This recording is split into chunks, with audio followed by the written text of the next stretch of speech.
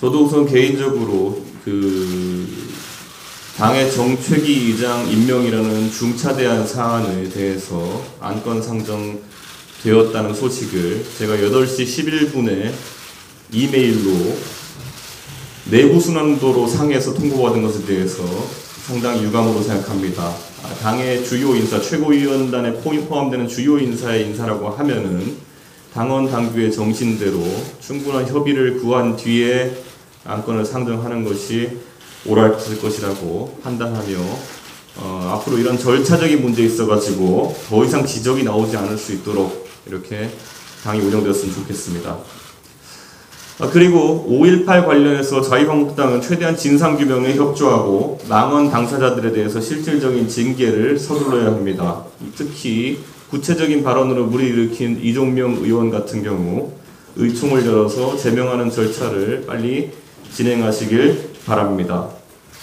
그러나 그것을 지금까지 이행하지 않았다는 이유로 민주당과 대통령께서 현행 야당 지도부에게 책임을 물리는 발언을 계속하는 이상 민주당은 순환 논리에서 빠져나오기 어려울 것입니다. 무리를 일으킨 사람에 대해서 후임자 또는 실권자가 징계를 하지 않는다고 해서 그런 반성하지 못하는 자유한국당과는 대화 또는 교류하지 않겠다는 선언을 지속적으로 한다면 앞으로 문재인 정부는 지금까지 한국전쟁, 천안함 폭침, 금강산 관광객 피살 등에 대해서 어떠한 사과나 책임을 지는 행위를 하지 않는 북한과는 대화를 진행할 수도 교류를 진행할 수도 없습니다. 그렇기 때문에 징계 없이 광주에 가는 보수 인사들의 진정성이 없어서 거부해야 되는 판단을 그대로 유지하신다면은 김정은은 어떠한 반성과 인정도 없이 대한민국에 내려오는 것 자체도 불허해야 하고 그것을 추진하고 기대감을 공개적으로 표시하셨던 대통령께서는 이제 입장을 접으셔야 합니다. 저는 정부가 일관된 철학을 가지기 기대하고 북한보다 야당에게만 표정을 찌푸리는 대통령이 아니라 꼭 대한민국의 통합을 이루는 대통령이 되었으면 좋겠습니다. 만약에 그러한 원칙에도 불구하고 북한과의 대화를 위해서 그 원칙을 저버릴 이유가 있다고 주장하고자 한다면 대한민국의 민생을 둘러보면 어떤 형식으로든 야당과도 대화해야 될 그보다 작지 않은 당위성도 있습니다. 이 점을 민주당에서는 명심했으면 좋겠고 특히 이정미 정의당 대표께서는 이런 형태에 대해서 사이코패스라고 표현하셨습니다.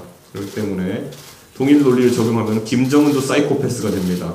그러니까 정의당의 그것이 공식 입장인지도 되묻고 싶습니다.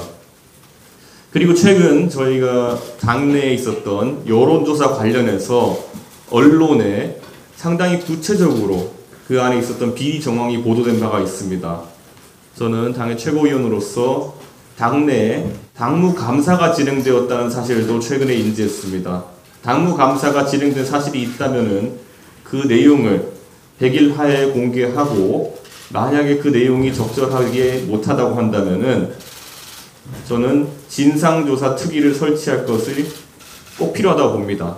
그래서 저는 이 자리에서 특히 이번 건에 있어서 언론 보도의 내용만 본다 하더라도 문제가 된 여론조사 업체와 업체의 대표는 현행 지도부의 당대표와 상당히 밀접한 과거와 현재의 관계가 있는 인물로 알려져 있기 때문에 이런 의혹을 명백하게 해명하지 않고는 당이 앞으로 나가기 어려운 측면이 있습니다. 현재 기사에 보도된 내용만으로도 약 4,400만 원 정도의 비용이 적절하지 않은 절차로 집행되었다라는 이야기가 있는데 그것은 정당 보조금에 의한 자금이고 그것은 국민의 세금입니다. 그렇기 때문에 이런 의혹을 떨쳐내지 못하고 당이 국민들에게 지지를 받기를 기대하는 것은 참 어렵습니다. 그래서 저는 오늘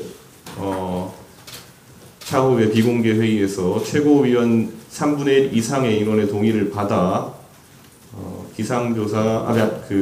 여론조사 의혹 조사특별위원회 설치를 당 대표께 건의하고 안건으로 상정해서 의결 절차에 돌입할 것을 명백하게 저는 이 자리에서 밝히겠습니다.